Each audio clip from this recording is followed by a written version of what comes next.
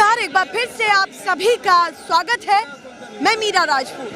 जंतर मंतर की तस्वीरें देख करके आप ये अंदाजा इस अंधेरे से जरूर लगा सकते हैं कि रात का समय है, पर जो यहाँ का नज़ारा है, जिस तरह का हुजूम है, ये कह रहा है कि इनके लिए ये आधी रात भी दिन है। उस दिन का इंतजार, उस सवेरे का इंतजार किया जा रहा है जब संसद मार्च किया जाएगा। अभी सोनम वांगचुक की तरफ से तो अपडेट निकल करके सामने आई ही कि उन्होंने किस तरह से तमाम प्रदर्शनकारियों के लिए, सपोर्टर्स के लिए अपने एक पत्र जारी किया, पर उसके साथ साथ अभिजीत दीपके ने भी ये कहा है कि सब लोग रात में यहाँ पर रुके।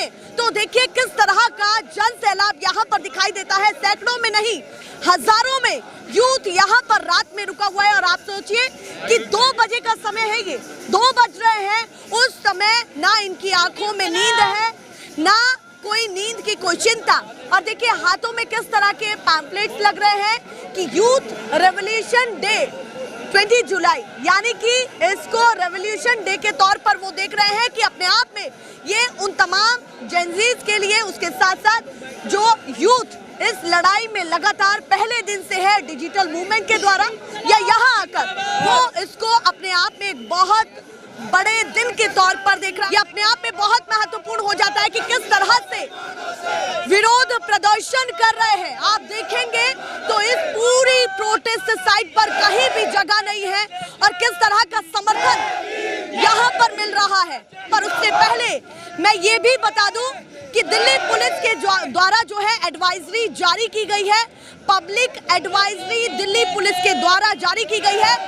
साफ कह दिया गया है, आप अगर संसद मार्च करेंगे या उस रूट पर 5 और 5 से ज्यादा लोग दिखाई दिए तो धारा 163 के तहत यहाँ पर मार्च नहीं हो सकता, पूर्ण तरीके से प्रतिबंधित है।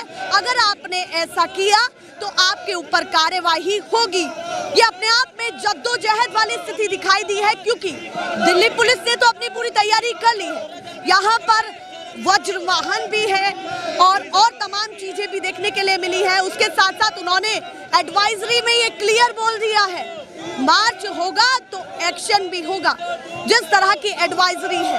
अब ये क्या तैयारी करेंगे, अभिजीत दीपके की क्या स्ट्रेटेजी है, ये अपने आप में बहुत महत्वपूर्ण होगा। देखिए आधी रात को भी ये पैम्फलेट अपने हाथ में नहीं हटा रहे। कहाँ से आप आए हैं? आप कहाँ से आए हैं? बिहार से आए हैं। आप कहाँ से? मैं भी बिहार से हूँ। बिहार से मैं बंगाल सिलीगुड़ी से आया हूँ प्रोटेस्ट के लिए। उत्तर प्रदेश। मैं सिलीगुड़ी, वेस्ट बंगाल, इंडिया। राजस्थान से। वेस्ट बंगाल। देखिए कितने राज्यों के लोग यहाँ पर पहुँच गए हैं। ये अपने आप में बहुत महत्वपूर्ण है कि 20 तारीख को क्या तस्वीरें निकल करके सामने आएंगी। आपको हर राज्य का लोग दिखेगा। हम देखे वेस्ट बंगाल, छत्तीसगढ़, एमपी, बंगाल, राजस्थान, एमपी, हर जगह से छात्र आए हुए हैं। और आप उस प्रोटेस्ट का खासियत देखिएगा, यहाँ का प्रोटेस्टर्स का एवरेज एज 30 साल के करीब है। पूरा यंग जनरेशन है और पूरा इस सरकार से क्षुब्ध हो चुका है। और क्षुब्ध हो चुका है, उसका बहुत सारा रीज़न है। आप यहाँ प्रोटेस्ट देख रहे हैं एक मुद्दा के लिए, लेकिन लोग जो आया है पिछले 5-7 सालों में सरकार ने लोगों से बात करना बंद कर दिया। मतलब जंतर मंतर है बगल में, इस पे पहले हर राज्यों के लोग आते थे, अपने प्रोटेस्ट को दर्ज कराते थे। इसको बंद कर दिया गया पिछले कई सालों से। इतने छोटे जगह में प्रदर्शन हो रहा है। जब सरकार कम्युनिकेशन का मीडियम ही बंद कर चुकी है तो ये तो कंप्लीट तानाशाही है ना। इतने बच्चे मर गए, सोचिए 22 बच्चे मर गए। सरकार का एक प्यादा, मतलब एक होता है ना, चपरासी तक आकर, इतने लोग हैं देश के अलग अलग कोने से, एक चपरासी तक आकर कम्युनिकेट नहीं किया कि क्या है आपकी समस्या, हम सुनना चाहते हैं। तो ये तो कंप्लीट तानाशाही है। लोग बहुत क्षुब्ध हैं और बहुत कारणों से क्षुब्ध हैं। मतलब देश का अर्थव्यवस्था देखिए, देश में नफरत की राजनीति देखिए। मतलब पिछले आपके लिए एक पत्र भी लिखा है, दूसरा आजादी का आंदोलन, कहा है कि दूसरा आजादी का आंदोलन। देखिए देश में डर का माहौल। पत्र को कैसे देखते हैं कि कल सवेरे उनके पत्र का क्या प्रभाव है? दिल्ली पुलिस को आप कितना सीरियस नोट पर तमाम एडवाइजरी? देखिए सरकार का जो एडवाइजरी है, सरकार अपना प्रोटेक्शन का तो उपाय करेगा, प्रोटेस्टर भी करेगा। लेकिन सोनम वांगचुक ने जो बात कहा है कि फियर, देश में फियर है। आप देखिए ना, देश में एमएलए एमपी कोई नहीं बचा, सब बिक जा रहा है। किस लिए बिक जा रहा है? डर से बिक जा रहा है। सर्वेलियंस है लोगों पर। हम लोग अभी आए हैं, हो सकता है मेरे घर पे सर्वेलियंस हो जाए, कोई बड़ा बात नहीं है इस सरकार के लिए। मतलब इस देश के हर सिस्टम पर धीरे धीरे कब्जा कर लिया जा रहा है और हम लोग धीरे धीरे गुलाम बनते जा रहे हैं। हम लोग पहले ईस्ट इंडिया कंपनी के गुलाम थे, आज वेस्ट इंडिया कंपनी के गुलाम बनते जा रहे हैं। कि आप लोग निगरानी में हैं। हाँ, ऑब्वियसली निगरानी में है। MP MLA कोई बचा नहीं, उपराष्ट्रपति रिजाइन कर दे रहा है, बचा ही नहीं है। हम लोग नहीं है निगरानी में। अगर आप निगरानी में हैं तो इतने लोग यहाँ पर आकर के क्यों लोकतांत्रिक तरीके से प्रदर्शन इसलिए कर रहे कि हैं? भीड़ कहना पड़ेगा। हाँ, भीड़ जब होती है तब लोग आते हैं। अकेले हम आके कर सकते थे ये काम? नहीं कर सकते थे। सोनम वांगचुक और बाकी लोगों ने एक मंच दिया, इसलिए लोग आया। क्या अकेले हम बोल सकते हैं इतना सरकार के खिलाफ? गोली मार दिया जाएगा, नहीं कर सकते हैं देश में। और मतलब आप सोचिए, आप कोई प्रोटेस्ट कीजिए, तुरंत हिंदू मुसलमान कर दिया जाता है। मतलब आप कोई एक मुद्दा उठाइएगा, हिंदू मुसलमान कर दिया जाएगा। देश में मतलब बारूद बिछा हुआ है, समझे? पूरा देश में पिछले 10-12 साल में धर्म की ऐसी राजनीति की गई है कि पूरा बारूद बिछा हुआ है। किस दिन आग लग जाएगा कोई नहीं जानता है। बताइए कहाँ से आप आए हैं? हम मेरठ से आए हैं। मेरठ से आए हैं। आज सुबह से यहाँ पर थे? नहीं, मैं सुबह से नहीं था, लेकिन अभी मैं 2-3 घंटे पहले यहाँ पर आया हूँ।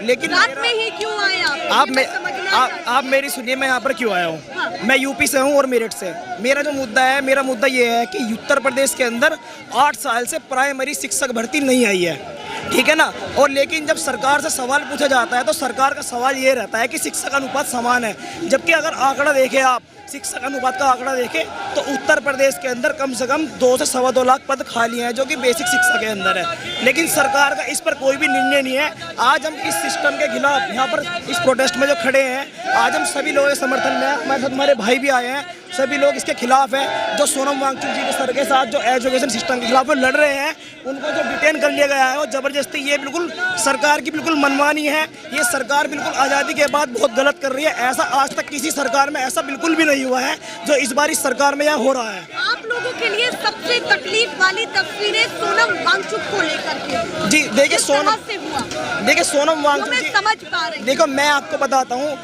इस देश में भूख हड़ताल काफ़ी लोगों ने की है, गांधी जी ने भी की है, अन्ना हजारे ने भी की है।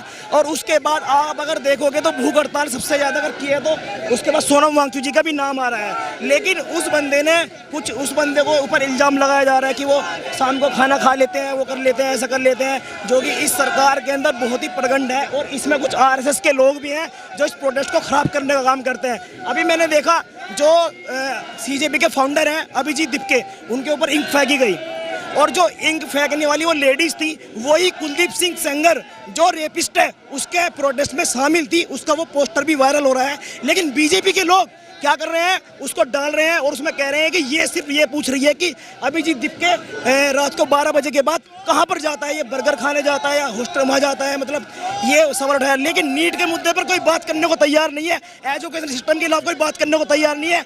14 स्टूडेंट से ज़्यादा बच्चे मर्डर हो चुका है, उन पर कोई बात करने के लिए बिल्कुल तैयार नहीं है। और मैं देख रहा हूँ कि आज़ादी के बाद ये सरकार ऐसी सरकार है कि इसमें बिल्कुल जो युवाओं की बात सुनने के लिए बिल्कुल तैयार नहीं है। आप सुबह के संसद मार्च में शामिल होने वाले हैं या फिर अभी जाने वाले हैं? नहीं, क्या तस्वीरें हुई? हम यहीं पर रहेंगे। हम बिल्कुल पूर्ण समर्थन से, तन मन और धन से बिल्कुल सब कुछ यहीं सभी के साथ सुबह का इंतजार कर रहे हैं, सुबह तक बिल्कुल साथ रहेंगे और बिल्कुल शांतिपूर्वक तरीके से इस प्रोटेस्ट में शामिल रहेंगे और मार्च करेंगे। देखिए, नींद भगत सिंह जी, अगर नींद आएगी तो इस देश का युवा जगेगा कैसे? अगर हम ही सोएंगे तो इस देश का युवा को जगाने वाला कौन होगा, बताइए। सो ही रहे हम लोग। हाँ, क्या कह रहे हैं? 14 साल तो सो ही रहे हैं, आज जागे हैं तो आज सोए कैसे? आज तो भगाएंगे ना। आप बताइए, आप क्या कहना चाहते हैं? मैं ये कह रहे थे, आप कह रही थी कि यहाँ पे लोग जद्दोजहद में हैं कि क्या करें कल सुबह के लिए। ये छात्र हैं, इस बार इन्होंने तय कर लिया है आर पार की लड़ाई होगी। रात को करीब 1:30 बजे 2 बजे के आसपास आप देख रही हैं 10,000 की, ये करीब इस जंतर मंतर में 10,000 की जनसंख्या है छात्रों की, और अधिकतर छात्र हैं। मेरे जैसे इक्के दुक्के लोग मिलेंगे।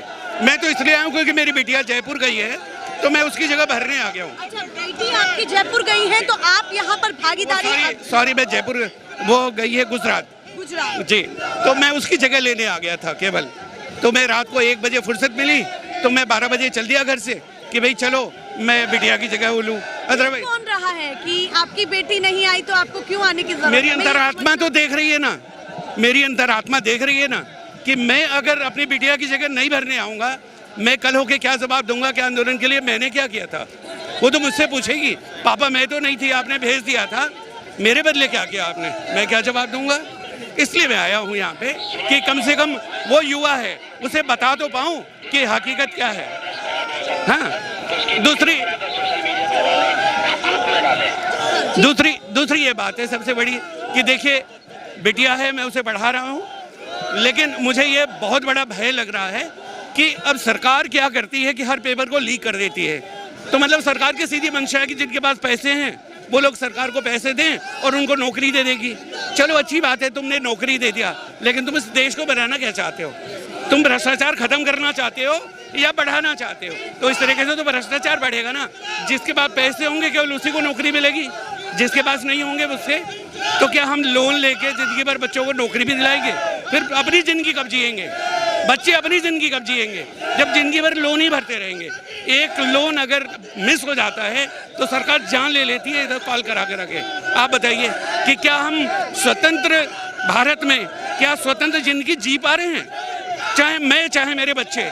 तो मुझे ये लग रहा है कि ये सरकार जो है ना पूरी तरह भ्रष्टाचार बढ़ाने के इरादे में। अच्छा, जो बच्चा भ्रष्टाचार से नौकरी पालेगा वो क्या भ्रष्टाचार नहीं करेगा? वो तो पैसे ही लेगा, हर काम पैसे लेके करेगा। तो जब सब काम पैसे लेके करेगा, आपका भ्रष्टाचार खत्म किया कहाँ हुआ? बहुत हुआ भ्रष्टाचार इस बार मोदी सरकार, कहाँ गया वो नारा?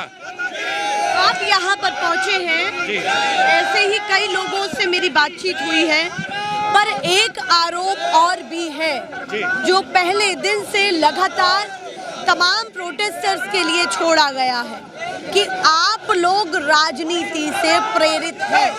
क्या कहना चाहते हैं? कहाँ है राजनीति? सरकार को दिखा दे राजनीति है।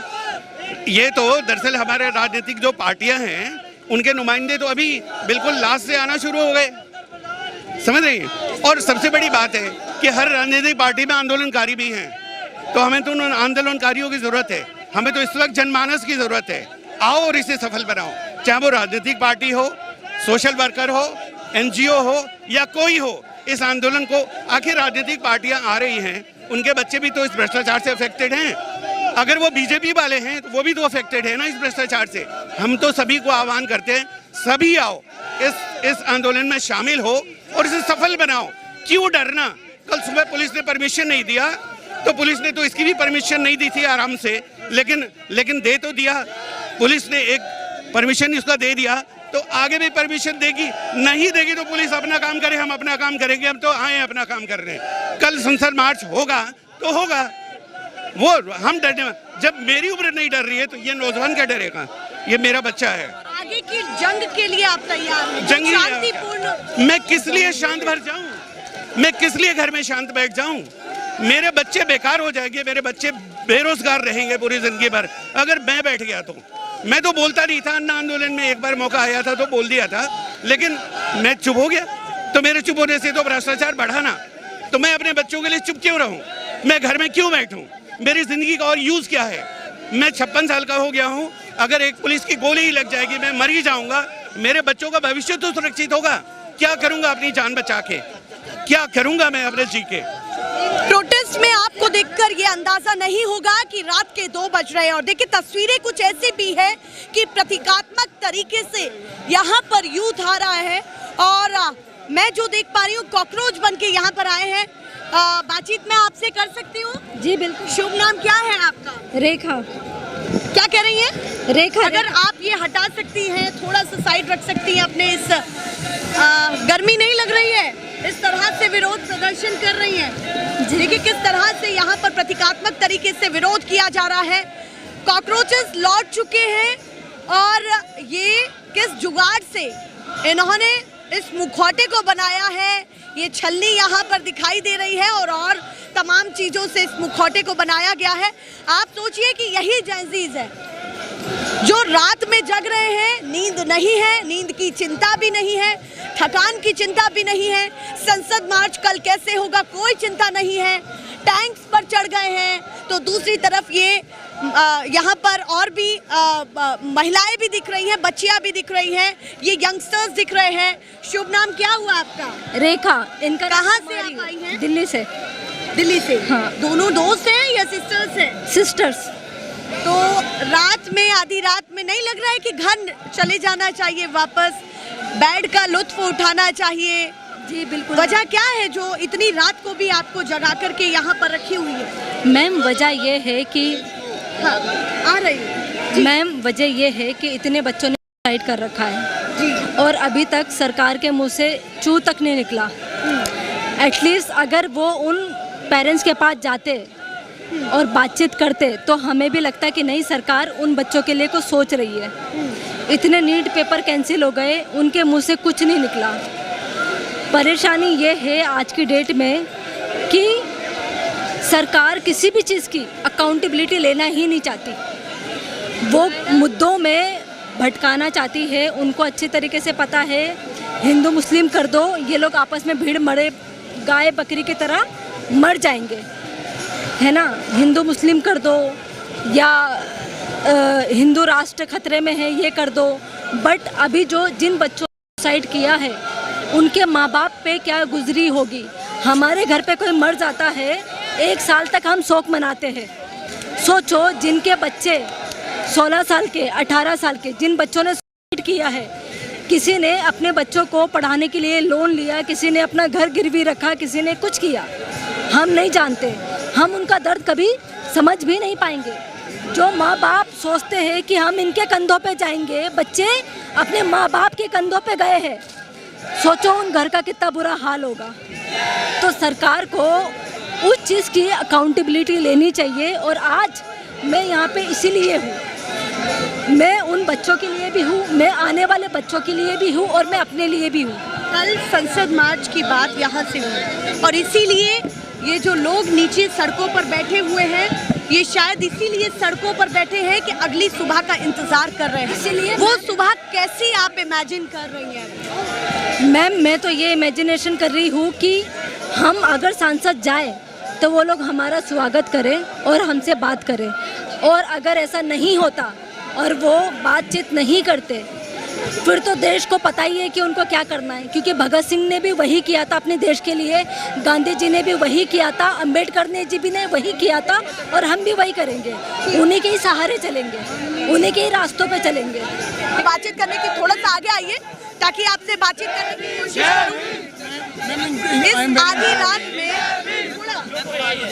बिल्कुल बिल्कुल थोड़ा सा पीछे हो जाइए ताकि इतनी आधी रात में आप ये पैम्फलेट्स हाथ में लेकर के खड़े हैं, ना कोई कैमरा था ना कुछ। ये जोश कहाँ से रहा है आप लोगों में? क्योंकि देखिए 2 बजे हर इंसान को ये चिंता होती है कि हम कंबल तान के सोए, हम बिस्तर पर सो जाएं।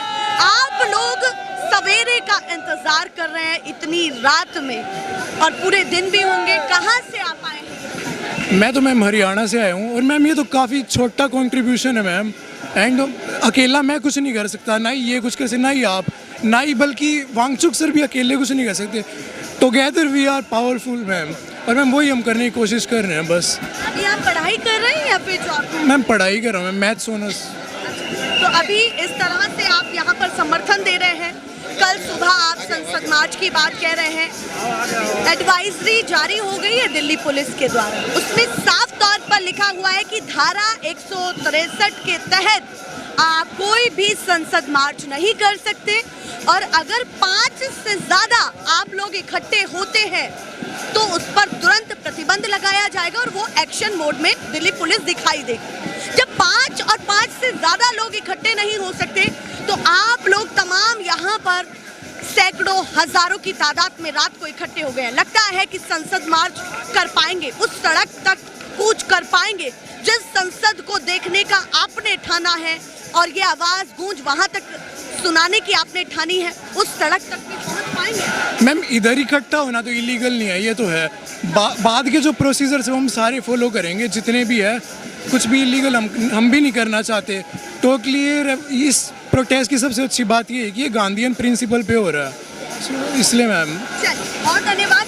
देखिए अपने आप में ये काफ़ी महत्वपूर्ण हो जाता है कि जब अब 2 बज रहे हैं रात के तो उस समय दिल्ली पुलिस की एडवाइजरी भी सर्कुलेट हो रही है, वायरल हो रही है।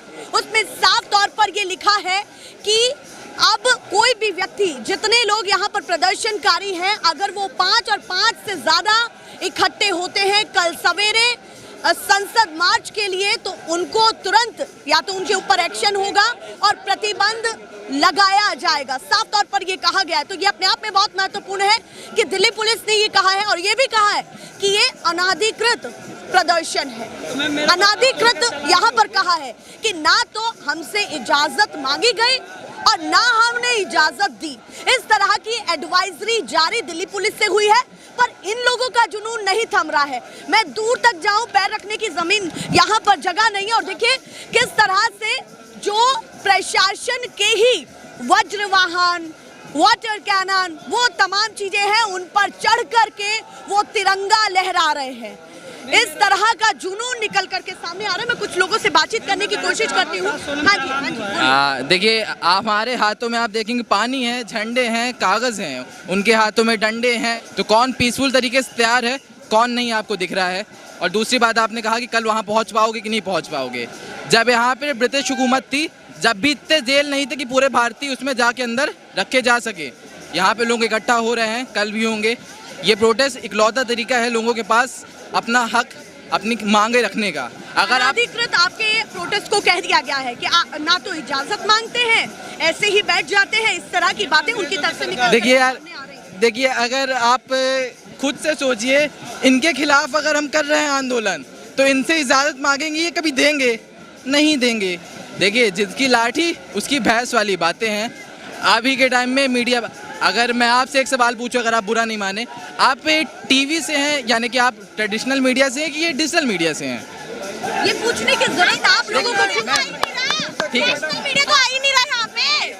नेशनल मीडिया तो। आपका शुभ नाम क्या है? मेरा नाम काजल है। कहाँ से आप आई? मैं नोएडा से आई हूँ यहाँ पे। नोएडा से समर्थन करने के लिए आई है? हाँ, मैं प्रोटेस्ट को परिवार को बताते। हाँ जी बता के आई हूँ मैं। अभी आपके मन में क्या चल रहा है? ये जो कुछ घंटे का इंतजार है आप लोगों का, क्योंकि आपने 20 तारीख को लेकर के अपनी जिस तरह से बातें एक्सप्रेस की हैं, तमाम प्रदर्शनकारियों ने, सपोर्टर्स ने, जो लगातार नीट के मुद्दे पर आवाज उठा रहे हैं और तमाम कॉम्पिटिटिव एग्जाम को लेकर के भी, 20 तारीख वाकई आप लोगों के लिए सफल रहने वाली है, या फिर जिस तरह से दिल्ली पुलिस ने कह दिया है कि आप अनाधिकृत तरीके से प्रदर्शन को जारी रखे हुए हैं, 5 से ज्यादा लोग इकट्ठे हुए तो तुरंत एक्शन मोड में आएगा। सफलता की बात, हम सब सफल हो चुके हैं। अगर इतनी तादाद में लोगों को डिससेटिस्फैक्शन है गवर्नमेंट से, तो ये कभी ना कभी, कहीं ना कहीं तो दिखाई देगा।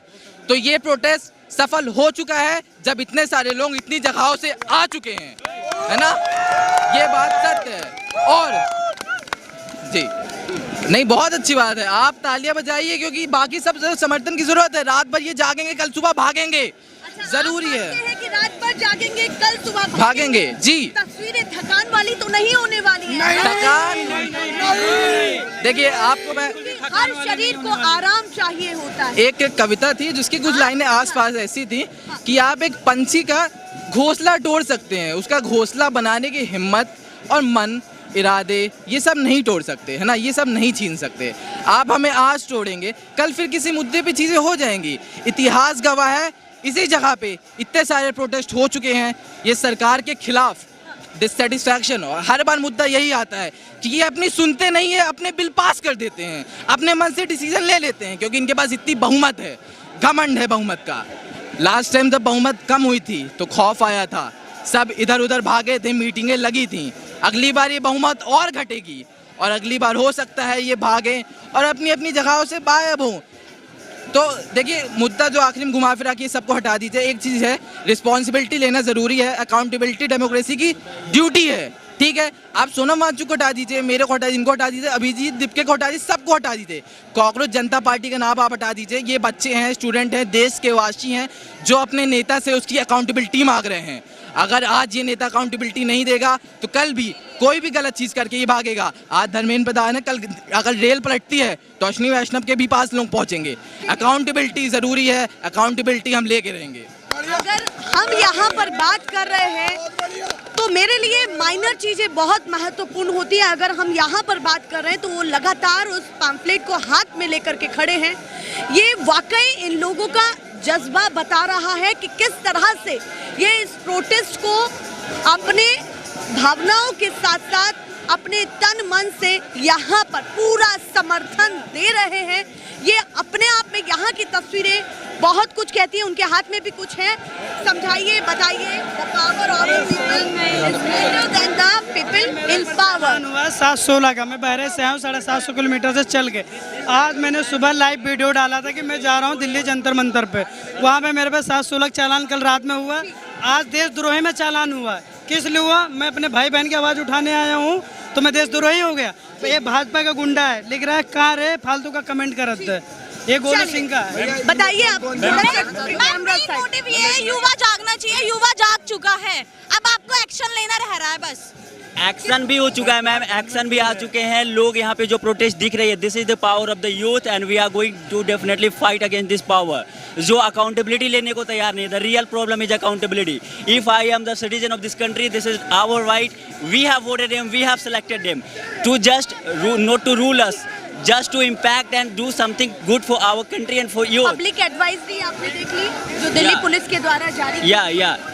that is really like ruled by the government। वो गवर्नमेंट का पॉलिसी है जो उनके द्वारा बताया गया है, वो स्टूडेंट के हित में नहीं है। That is not in condition of student only. एक आवाज, एक विश्वास, एक नए तलाश। आती हूँ लौट करके आपके पास। मेरे पास रात का इस तरह का हुजूम अपने आप में कैसे देखा जाए, देश में कुछ तस्वीरें बड़ा प्रभाव डालने वाली है, सिस्टम को किस तरह से चुनौती दे रही है, और जिस तरह का जुनून अलग अलग राज्यों से ये यूथ लेकर के यहाँ पर आए हैं देश की राजधानी में। आप क्या कहना चाहते हैं, आपका क्या पॉइंट? देखिए, एक चीज़ मैं आपको बता दूं, ये जितने भी बच्चे आपको दिख रहे हैं ना, ये सब किसान और मजदूरों के बच्चे हैं। इनमें से एक सिंगल बच्चा भी किसी मेंबर ऑफ पार्लियामेंट का नहीं है, क्योंकि मेंबर ऑफ पार्लियामेंट के बच्चे तो विदेश की यूनिवर्सिटी में पढ़ रहे हैं। अगर एक एग्ज़ाम लीक होता है तो इन बच्चों का भविष्य खराब होता है, जिनके किसी के पिताजी किसान हैं, किसी के पिताजी रिक्शा चलाते हैं, किसी के पिताजी सब्जी बेचते हैं, लेकिन किसी के भी पिताजी मेंबर ऑफ पार्लियामेंट नहीं है। मेंबर ऑफ पार्लियामेंट हो या देश के गृह मंत्री हो, देश के गृह मंत्री का बेटा आईसीसी में बैठा हुआ है, देश के जो तमाम बड़े बड़े नेता हैं उनके बच्चे विदेश की यूनिवर्सिटी में बैठे हुए हैं, ज्योतिरादित्य सिंधिया का बेटा एमपीसीए में बैठा हुआ है। ये वो लोग हैं जिन्होंने कभी क्रिकेट नहीं खेला, कभी एजुकेशन ही। राजनाथ सिंह का बेटा एमएलए बन के बैठा हुआ है। लेकिन यहाँ जो बच्चे बैठे हैं वो गरीब किसान और मजदूर के बच्चे हैं। बड़ी बात यह है कि एजुकेशन मिनिस्टर इतना बेशरम है कि यहाँ पर 29 दिन से आंदोलन चल रहा है, एक बार भी यहाँ पर आके बच्चों से माफ़ी नहीं मांगी कि आपकी वजह से मेरा करियर खराब हुआ है, आपका करियर खराब हुआ है, मैं माफ़ी मांगता हूँ। वो माफ़ी मांगने नहीं आया, वो अपना बर्थडे सेलिब्रेट कर रहा है। और प्रधानमंत्री ये कहते हैं तो सही निकले हैं, करियर तो उनका भी खराब कर ही दिया है। करियर तो उनका, मैं आपको बताऊँ उनका कौन सा करियर है, आप मुझे ये बताइए। एजुकेशन, मैं आपको बोलता हूँ, एजुकेशन मिनिस्टर बनने के लिए कौन सा एग्जाम क्लियर किया है इन्होंने? आप मुझे बताइए ना, कौन सा करियर खराब? ये इस देश के अंदर पेपर लीक समस्या है, गड़बड़ी नहीं, ये करप्शन है मैडम। और ये करप्शन इतने बड़े लेवल पर है, जनता से पैसे कमाने के लिए ये करप्शन होता है, क्योंकि गड़बड़ी एक बार हो सकती है, 2 बार हो सकती है, बार बार नहीं हो सकती है। लगातार उठ रहे हैं। अभी पब्लिक एडवाइजरी जारी की गई है दिल्ली पुलिस के द्वारा, साफ तौर पर कह दिया है आप लोग इकट्ठे हुए, छोटे छोटे जत्थे बने तो पूर्ण तरीके से तो प्रतिबंध है ही, एक्शन मोड में दिल्ली पुलिस होगी और धारा के तहत कार्यवाही भी होगी। तो मैं ये कहता हूँ, मैं ये कहना चाहता हूँ, जल्दी से मैं बोलता हूँ, प्रधानमंत्री को जो है सबसे पहले आप जो कहते हैं ना India is a democratic country, ये लोकतांत्रिक शब्द हटा देना चाहिए, क्योंकि लोकतंत्र में सबको प्रोटेस्ट करने की आज़ादी है। आर्टिकल 19 कैसे है मैडम, कैसे, क्यों आर्टिकल 19 में प्रोटेस्ट करने की आज़ादी नहीं देता? आर्टिकल 19 देता है ना, तो आर्टिकल 19 के तहत हम लोग प्रोटेस्ट कर रहे हैं, ठीक है। और आप इस देश के अंदर, मेरे को आप एक बात मुझे बताइए, जब महात्मा गांधी ने दांडी मार्च निकाला, तो अंग्रेजों ने उनको नहीं रोका। ये तो अंग्रेजों के भी बाप हैं, ये तो बच्चे इस देश के अंदर, चाइना हमारी जमीन को कैप्चर कर जाए तब इनसे फोर्स नहीं भेजी जाती। रातों रात आप दिल्ली का कमिश्नर चेंज करते हैं, जब बेटी के साथ बलात्कार होता है तो क्यों नहीं करते आप? पेपर लीक हुआ, एजुकेशन मिनिस्टर चेंज नहीं हो रहा आपसे, है? आपने जो मैडम, आपने ये जो दिल्ली पुलिस का कमिश्नर चेंज किया है ना, अगर सरकार एजुकेशन मिनिस्टर चेंज कर देती तो बच्चे अपने घर पर होते, क्यों नहीं करा आपने? और जब रेल पटरी से उतरती है, रेल मंत्री इस्तीफा नहीं देता, ठीक है। देश में आतंकवादी हमले होते हैं तो रक्षा मंत्री इस्तीफा नहीं देता, तो शिक्षा मंत्री क्या कम बेशरम है? वो भी इस्तीफा नहीं दे रहा। बहुत धन्यवाद। आपसे बातचीत करना चाहती हूँ। इन्होंने जो बात कही है उससे मैं बहुत बहुत आप कहाँ से आई हैं ये बताइए? मेरा नाम मिसेस कृपा चौधरी है, मैं एक टीचर हूँ और मैं महाराष्ट्र से आई हूँ। महाराष्ट्र से आई हूँ, प्रोटेस्ट के लिए आई हूँ और मैं मेरे 12 टीचरों की टीम के साथ आई हूँ, क्योंकि प्रॉब्लम एक पेपर लीक नहीं है मैम, इससे भी बहुत बड़ा प्रॉब्लम है, वो मैं आपको बताती हूँ, जो शायद आज तक आपको किसी ने नहीं बताया होगा। और वो प्रॉब्लम ये है, प्राथमिक शिक्षा से प्रॉब्लम है। कितने स्कूल बंद हुए पूरे इंडिया में, मुझे बताइए। बंद हुए वो छोड़ दो, मुझे ये बताइए, किसी भी स्कूल में जाइए, किसी भी स्कूल में जाइए, वहाँ टॉयलेट है क्या? देखिए टॉयलेट, वो बच्चे कहाँ जाएंगे टॉयलेट के लिए जो 6 घंटे स्कूल में जाते हैं। अब केवल नीट की परीक्षा का मुद्दा, कॉम्पिटिटिव एग्जाम का मुद्दा नहीं रह गया है। शिक्षा से जुड़ा हुआ कोई भी मुद्दा वो अब कहीं न कहीं निकल कर के सामने आ रहा है। नेशनल पिलर, देश की आवाज।